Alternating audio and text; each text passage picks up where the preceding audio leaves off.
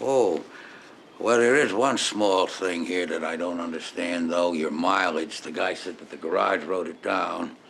You know, for the tire guarantee slip. 76, well, let's see. Did I subtract that right? What the devil are you talking about, Lieutenant? Listen, well, I'm just figuring it, that's all. I think you said that you got a call late last night, and that made you pile into the car and drive up here from Palm Springs, and then you said you stopped into town, you had breakfast? Yes, that's right. I told you Wayne called me from a very noisy restaurant in Los Angeles at exactly 7:15. Sit down, Mavis. Well, he did. Sit down.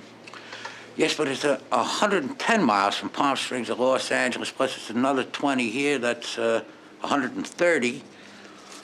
Only when I looked in your car this morning, I just happened to notice your mileage speedometer. And when I subtract the garage mileage from mine, it's 170. 40 miles too much. Well, of course. Palm Springs is all spread out. Indian Wells, Palm Desert. Lieutenant, after I bought the tires, I left the garage. I went looking for some of the tennis gang. We went a couple of places for drinks, and then all the way back to the club. 40 miles is nothing down there. Oh, I know, and we'll check on that, don't you worry, because there's one other thing that the guy said. The hotel and tennis club where the players stay, they don't seem to have your name on the registry, so I was So wondering... what? What possible concern is it of yours where I stayed or where I went for drinks or anything else in Palm Springs? I think I know where he probably stayed, Lieutenant. Just stay out of this. Why? You've been trying to get a part in Paul Roca's new picture, haven't you? What are you worried about? There. Every agent has everyone's number. Well, thank you very much. No problem. Jess, why do you have to do this? Why not? Well, don't you realize I'm just as unhappy as you are? It's not my fault Teresa died. Hey, what are you doing? You're not gonna call that number, are you? It's none of your damn business. I don't think the captain's gonna like this. When a snowball starts to roll, push.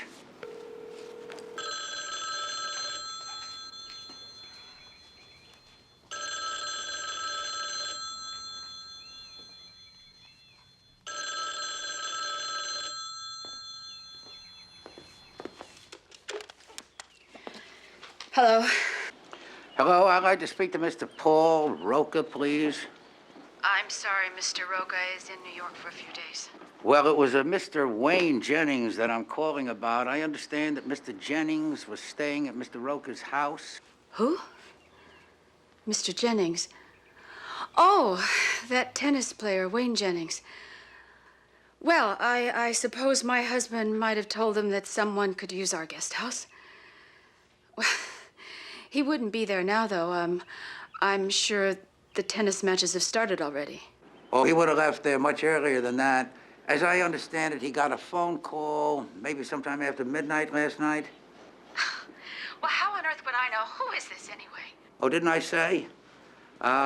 Lieutenant Columbo, Los Angeles Police. What I wanted to ask you about is if you know what time that phone call came in. It might have been just before he left Palm Springs, if you know when that was. Well, I did know he did leave. Look here, what's happened? Mr. Jennings is okay, isn't he? Oh, he's fine, I think. Hold on, ma'am. Someone else will explain.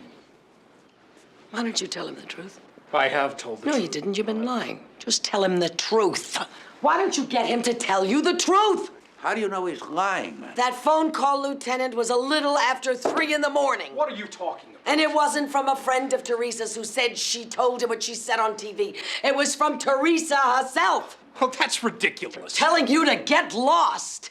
Telling you she would never marry you. She's making it up. You're lying. Telling you she never even wanted to see you again. Oh, shut up. Telling you that she realized what a damn fool she'd been. How do you know these things, ma'am? For God's sake, because I was here with her when she made the phone call. Now just get him to tell the truth. I already have. And I'm not going to say another word as long as you're around. Get her out of here. I'm You not get her going out of anywhere. here right You're a now. liar. Get her out. All right, A liar. calm down. Calm down. Now, Miss McCurdy, this gentleman here is obviously a private investigator.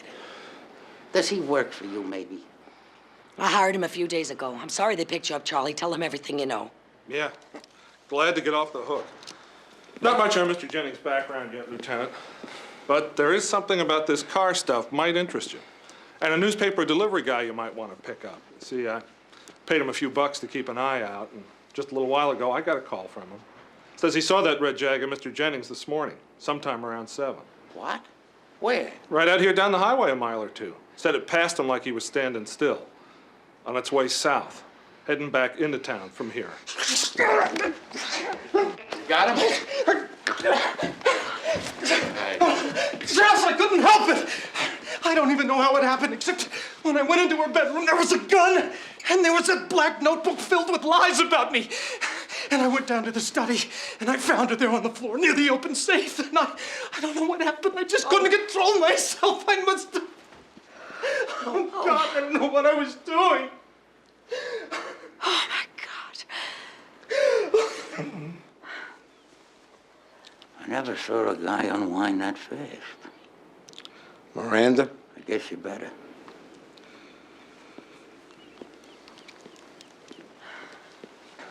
All right, you have the right to remain silent. You have Lieutenant? to give up the right to remain Lieutenant. silent. Don't interrupt. Just came in. You Message from have the right ballistics to there, remain too. silent. If you give up the right to remain silent, anything you say can always be used against you. Schultz. in a court of law. Schultz, Right to stop. choose an attorney. Schultz! The preliminary autopsy says Miss Gorin was shot twice, once through the heart with her own gun, that little .25. That's the gun Mr. Jennings just said he fired. But that wasn't what killed her. What killed her was a shot in the head.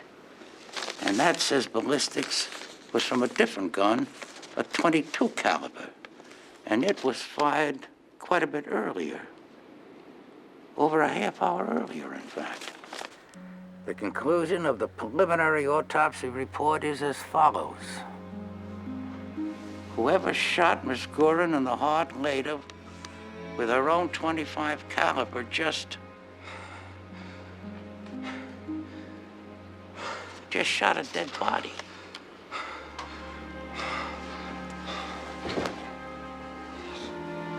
What happened? He fainted.